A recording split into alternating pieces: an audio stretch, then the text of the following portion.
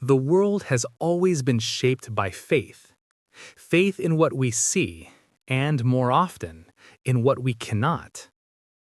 For centuries, Christianity stood as a pillar of light for millions, guiding hearts through the storms of doubt and the deserts of despair. Its churches rose like mountains of hope, and its scriptures sang the story of divine love and redemption. But deep within the silence of time, a whisper remained. A whisper of a secret that refused to die. It began not in the Vatican, nor in the pages of holy books, but in the strokes of a painter's brush. Leonardo da Vinci, artist, inventor, philosopher, was no ordinary man. He saw patterns where others saw pictures, truth where others saw myth. His hands painted what words could not say, the code of creation itself. Among his masterpieces lay The Last Supper, a painting known to the world as a depiction of Christ's final meal. Yet beneath its beauty, questions lingered. The composition felt deliberate, too deliberate. The gestures, the symmetry, the hidden shapes all suggested a language beyond art. A silent message embedded in color and light. What if this message wasn't just artistic genius, but revelation? What if through his art, Da Vinci was preserving a truth that the world wasn't ready to hear? As centuries passed, scholars studied the painting, believers prayed before it, and skeptics mocked its legends. But the secret remained like a candle burning in an abandoned church, faint but alive. And one day, someone would come close enough to the flame to see what had always been there. Centuries after Leonardo's death, his art continued to speak, but few truly listened. To most, the Last Supper was a sacred memory, the moment Christ shared bread with his disciples. Yet for those who dared to look deeper, the canvas seemed alive with riddles. Every shadow, every hand gesture, every fold of fabric whispered like letters of a forgotten alphabet. Beneath the surface of paint and faith, there lay geometry, hidden proportions that mirrored the patterns of nature, of the universe itself. Da Vinci believed in divine mathematics, in a symmetry that God himself had woven into all creation. And within that geometry, some scholars believed he encoded a truth that could shake the foundations of religion. The figure to Christ's right, long thought to be a man, bore the softness of a woman's face, the gentle curve of devotion. Could it be Mary Magdalene, the one whom history called sinner, yet whom faith could not erase? If that were true, if she stood beside Christ as more than a follower, as something sacred and equal, it would mean the story of Christianity was incomplete. It would mean a part of the divine was hidden, not lost, waiting to be found by eyes unafraid to see. But truth has always been dangerous. For every light it brings, it also casts a shadow. Those who protect the secret must guard it, not from the unbelievers, but from those who believe too fiercely in what they already know. And so the code lived on, passed in whispers through centuries, buried in symbols, protected by those who understood that revelation without readiness can destroy more than it heals. Truth, when veiled for too long, begins to breathe on its own, growing stronger beneath silence.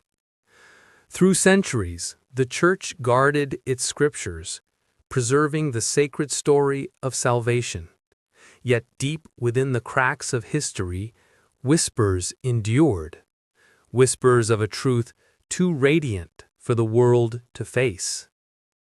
It was said that Christ's message was not only of redemption, but of unity, a divine harmony between man and woman, knowledge and faith, heaven and earth.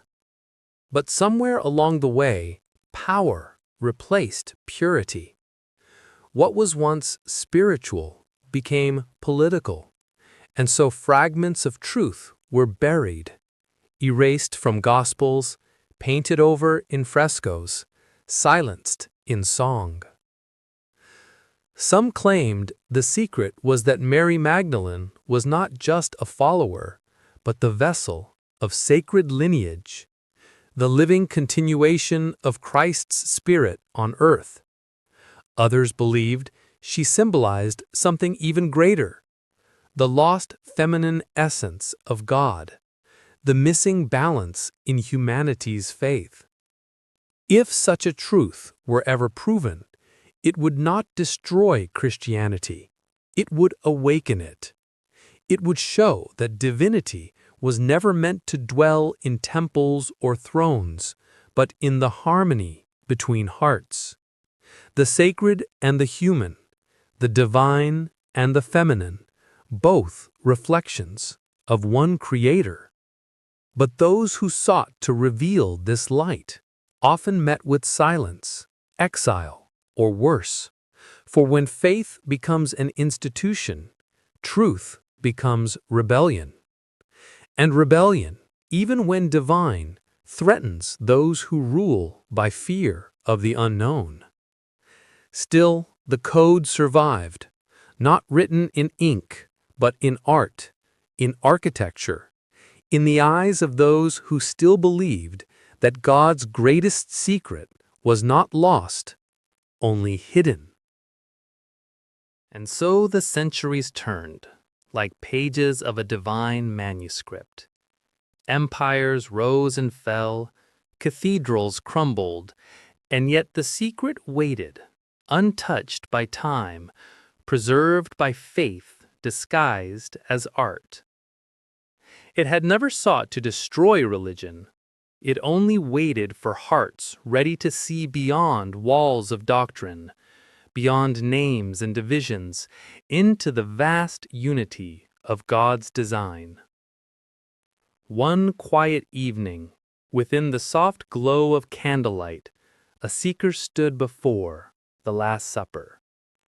He had heard the legends, read the forbidden texts, followed the trails of symbols across Europe, from Rome to Paris, from dusty libraries to hidden tombs. But now, as he gazed upon the faces in the painting, something awakened inside him. It wasn't shock, it was peace. He saw not conspiracy, but completion. The figure beside Christ, whether woman or symbol, no longer mattered, because he understood the secret was never about flesh or lineage. It was about balance, the divine equilibrium between wisdom and love, logic and faith, the masculine and the feminine within creation. Christ had not hidden the truth. Humanity had blinded itself to it. For the divine does not reside in cathedrals or councils. It lives within the silence of a pure heart, where the Creator's reflection shines unbroken. And as the seeker whispered a prayer of gratitude, the shadows around the painting seemed to shift, as though centuries of silence had finally spoken. Truth is not a threat to faith, it is its completion, he murmured. The candle flickered one last time, and in that flame, the secret was no longer hidden. It was understood. When the brush of Leonardo da Vinci met the canvas, he was not just painting history, he was painting truths that words could not contain. His art was not rebellion, but revelation. He lived in a time when asking questions was dangerous, yet he asked them through beauty. His faith was not blind obedience, it was vision. From Da Vinci, we learn that faith and curiosity are not enemies. They are twins born of the same divine spark. To believe without questioning is to imprison God in silence. To question without believing is to wander without light. But when faith and curiosity walk hand in hand, the soul begins to see the Creator not as a figure confined to Scripture, but as the living artist behind every color of existence.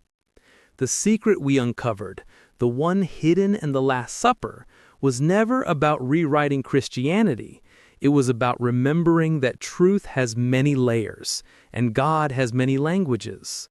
Da Vinci spoke through symbols, others speak through prayer, through science, through love. All point toward the same infinite light. And perhaps that is the greatest message of all. God never hid himself from us. We hid him behind our certainty. Every discovery, every revelation is a call to humility, to look again at the world, and to find the divine not in miracles alone, but in meaning. So when you next stand before a painting, a mountain, a star, or a face, pause. For there, within the details, within the silence, within the question itself, you may find what Da Vinci found, that creation is the signature of God, and truth, no matter how hidden, always finds its way to the light.